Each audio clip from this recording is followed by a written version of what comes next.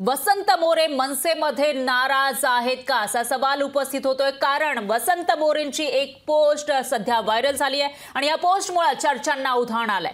मर्यादेच्या बाहेर त्रास केल्यानंतर माणूस शांत होतो अशी ती पोस्ट आहे। मनसे नेते वसंत मोरे यांची ही पोस्ट आता व्हायरल झालेली आहे। मोरेंच्या व्हायरल पोस्ट नंतर नाराजीच्या चर्चांना उधाण आलेलं आहे।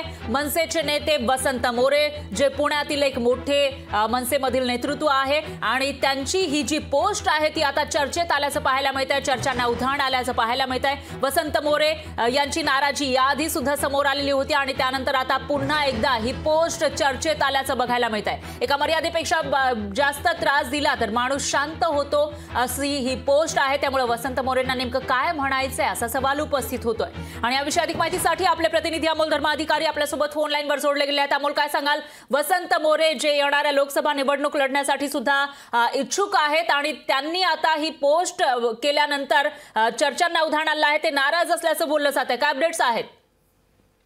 नक्कीच वसंत मोरे हे सातत्याने त्यांच्या स्टेटसमुळे चर्चेत असतात आणि स्टेटसमधूनच ते त्यांची नाराजी सातत्याने समोर आणताना पाहायला मिळतात। आता सुद्धा त्यांनी एक काल रात्री स्टेटस ठेवलेला आहे आणि त्यामध्ये त्याचा उल्लेख एका मर्यादेपेक्षा बाहेर त्रास सहन केल्यानंतर माणूस शांत होतो आणि तक्रारही करता येत नाही कोणाकडे, अशा पद्धतीची पोस्ट त्यांनी लिहिलेली आहे।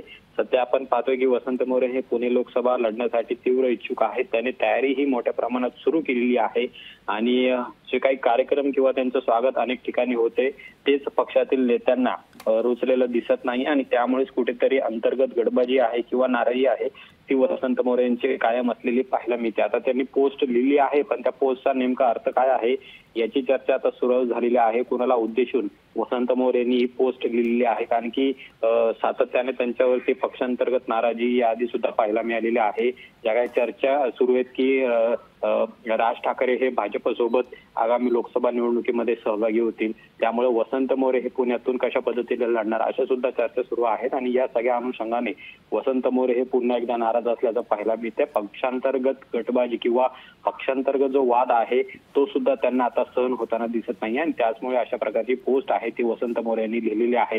मात्र आता याची दखल मनसेतील वरिष्ठ नेते घेत आहेत का किंवा या पोस्टचा नेमका अर्थ काय आहे वसंत मोरेच स्पष्ट सांगू शकतील, पण या स्टेटसमुळे वसंत मोरे हे नाराज असल्याचं पुन्हा एकदा पाहायला मिळालेलं आहे। निश्चितच अमोल, धन्यवाद तुम्ही दिलेल्या या सविस्तर माहितीसाठी। तर आता वसंत मोरे हे नेमके का नाराज आहेत, त्यांची भूमिका नेमकी पुढे काय असेल असे अनेक सवाल उपस्थित होत आहेत आणि त्याचं उत्तर वसंत मोरेच देऊ शकतील।